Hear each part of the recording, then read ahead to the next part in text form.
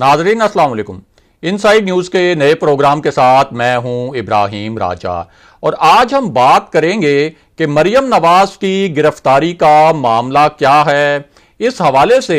एक मकाम पर 30 मिनट तक किस नौयत का अजीब तमाशा होता रहा, मियां नवाज शरीफ ने इस पूरे मामले पर किस नौयत की एक खौफनाक धमकी दी है और ये जो पूरा खेल इस वक्त चल रहा है, इस खेल के 3 अहम तरीन किरदार कौन हैं। हमारे जिन दोस्तों ने अब तक हमारे चैनल को सब्सक्राइब नहीं किया, उनसे हम कहेंगे कि हमारे चैनल को सब्सक्राइब कर लें ताकि उन्हें अहम मालूमात बर वक्त मिलती रहें। अब वापस आते हैं आज के मौजू पर, यानी मरियम नवाज की गिरफ्तारी का इशू क्या है, इस हवाले से एक मकाम पर किस नौयत का तमाशा होता रहा और साथ ही आपको यह भी बताते हैं कि मियां नवाज शरीफ जब अपनी लंदन वाली रिहाइशगाह से बाहर निकले तो वहां क्या दिलचस्प वाकया हुआ। तो आपको बताएं कि मियां नवाज शरीफ जब अपनी रिहाइशगाह से बाहर निकले तो बज़ाहिर तो वो बड़े हशाश बशाश लग रहे थे। उन्होंने एक नीले रंग की जैकेट पहनी हुई थी, लाल रंग का एक मफलर भी उन्होंने ओढ़ा हुआ था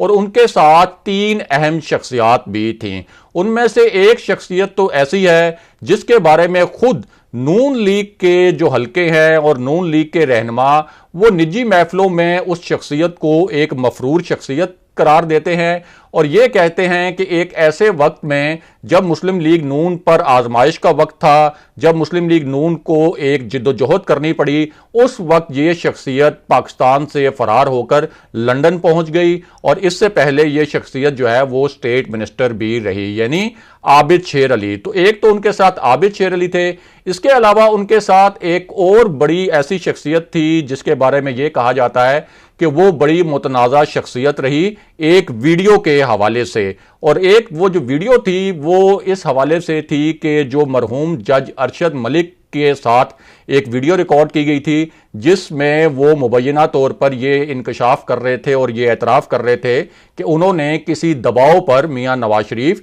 और मरियम नवाज के खिलाफ फैसले दिए। यानी वो जो वीडियो का दूसरा किरदार था नासिर भट्ट, वो शख्सियत भी मियां नवाज शरीफ के साथ थी और तीसरी जो शख्सियत थी वो थी इसहाक डार। बहरहाल ये जब शख्सियात बाहर निकली लंदन वाली जो इनकी रिहाइशगाह है मियां नवाज शरीफ की उससे, तो आगे जो पाकिस्तानी सहाफ़ी थे वो खड़े हुए थे और उन्होंने मियां नवाज शरीफ से 3 बड़े मानीखेज और दिलचस्प सवालात किए और मियां नवाज शरीफ ने भी इन सवालात के बड़े ही मानीखेज और दिलचस्प नौयत के जवाबात दिए। इनमें से पहला सवाल तो ये था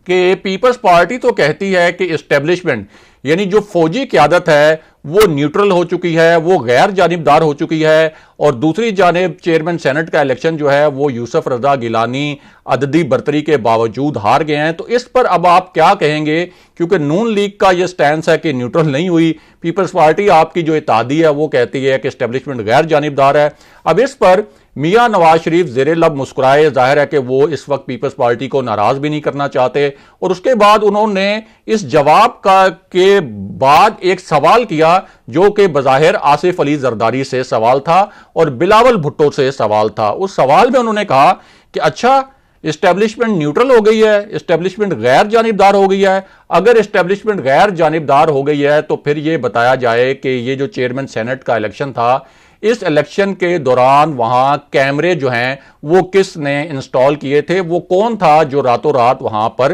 कैमरे लगा गया। उसके बाद मियां नवाज शरीफ ने एक खतरनाक नौयत की धमकी भी दी और कुछ खतरनाक नौयत के शवाहिद मौजूद होने का दावा भी किया। और ये जो शवाहिद जिनके बारे में मियां नवाज शरीफ ने दावा किया कि उनके पास मौजूद हैं, ये शवाहिद मुबैना तौर पर वज़ीर-ए-आज़म इमरान खान ने जब एतमाद का वोट लिया था और जिस तरह से एक इल्ज़ाम लगाया गया था कि अरकान को ज़बरदस्ती वहाँ पे लाया गया एतमाद के वोट के लिए, उस हवाले से था। और मियां नवाज शरीफ का कहना था कि उनके पास ऐसे ठोस शवाहिद मौजूद हैं कि ये जो एतमाद का वोट लिया गया, इसको पूरा इसका अरेंजमेंट जो है वो पाकिस्तान की एजेंसियों ने किया। लेकिन मैं ये बता दूं कि पाकिस्तान ऐसे नहीं चल सकता। कोई मुझे समझाए कि अगर ये सब कुछ जारी रहा तो फिर पाकिस्तान कैसे चलेगा। उसके बाद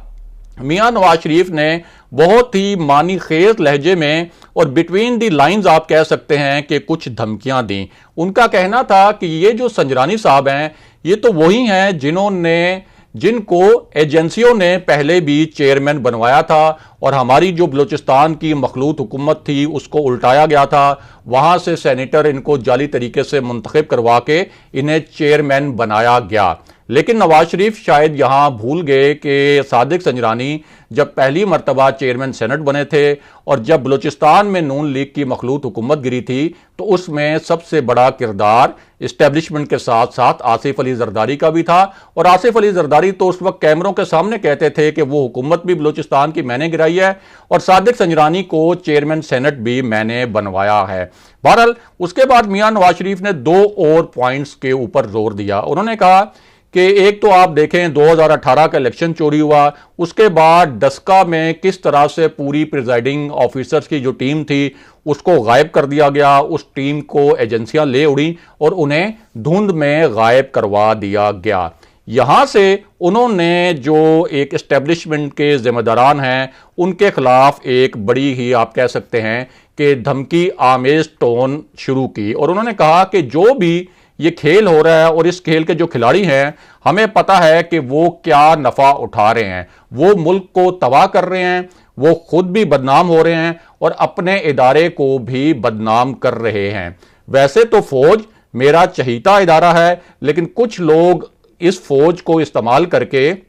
اس فوج کی ساکھ خراب کر رہے ہیں اور خود پورا فائدہ اٹھا رہے ہیں اور مزے اڑا رہے ہیں۔ اس کے بعد میاں نواز شریف نے کہا کہ میں کوئی بے عقل آدمی نہیں، 3 مرتبہ وزیر اعظم رہا ہوں، اور جو سمجھنے والے ہیں وہ سمجھ سکتے ہیں کہ میری باتوں کا اصل مطلب کیا ہے اور مفہوم کیا ہے۔ ایک طرف 22 کروڑ عوام کے اوپر مہنگائی کا عذاب نازل ہوا ہے اور دوسری جانب آپ دھاندلی پر دھاندلی کروائے جا رہے ہیں۔ یہ میاں نواز شریف کے الفاظ تھے۔ یہاں اہم بات یہ بھی ہے کہ میاں نواز شریف نے 3 جرنیلوں کا نام بھی لیا تھا، اور اس وقت انہوں نے کہا تھا کہ یہ جو 3 جرنیل ہیں یہ تاثر دیا تھا کہ ان کی جانب سے مریم نواز کو یہ پیغام پہنچایا گیا ہے کہ وہ مریم نواز کو سمیش کروا دیا جائے گا، اور مریم نواز کو گالیاں بھی دی گئیں، اور ان کا تاثر یہ تھا کہ مریم نواز کو راستے سے ہٹانے کا پلان بنایا گیا ہے، اور ساتھ ہی انہوں نے یہ دھمکی بھی دی کہ اگر مریم نواز کو کوئی نقصان پہنچا تو یہ جو 3 جرنیل ہیں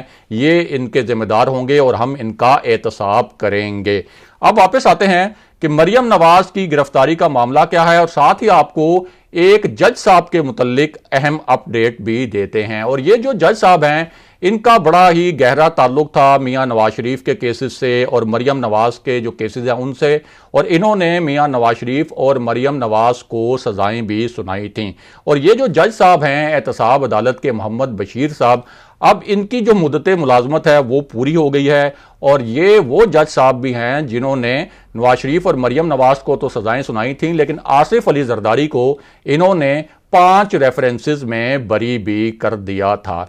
اب واپس آتے ہیں کہ مریم نواز کی گرفتاری کا معاملہ کیا ہے، اور اس گرفتاری کے لیے جن 3 اہم اور دلچسپ نکات کو بنیاد بنایا گیا ہے وہ 3 اہم اور دلچسپ نکات بھی آپ کو ایک ایک کر کے مختصراً بتا دیتے ہیں۔ تو آپ کو بتائیں کہ مریم نواز کی گرفتاری کے لیے ایک نکتہ یہ بتایا گیا ہے کہ مریم نواز میڈیا اور سوشل میڈیا کے ذریعے ریاستی اداروں کے خلاف بیان بازی کر رہی ہیں۔ مریم نواز کی گرفتاری کے لیے جس دوسرے نکتے کو بنیاد بنایا گیا اس نکتے میں کہا گیا کہ مریم نواز مسلسل ریاست مخالف پروپیگنڈا کرنے میں مصروف ہیں اور وہ اس وقت جو ریاستی ادارے ہیں ان پر حملے کر رہی ہیں۔ مریم نواز کی گرفتاری کے لیے جس تیسرے نکتے کو بنیاد بنایا گیا وہ تیسرا نکتہ یہ تھا کہ چودھری شوگر ملز کی تحقیقات کے لیے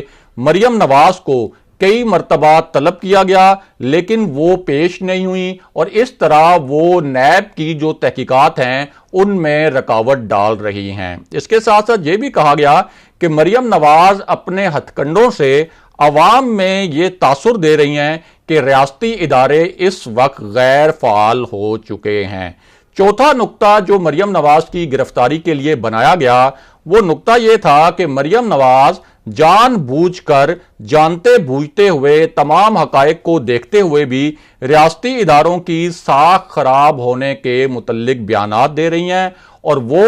ضمانت پر رہا ہونے کے باوجود نیب سے تحقیقات میں تعاون نہیں کر رہی۔ ان کی چودھری شوگر مل سکینڈل میں جو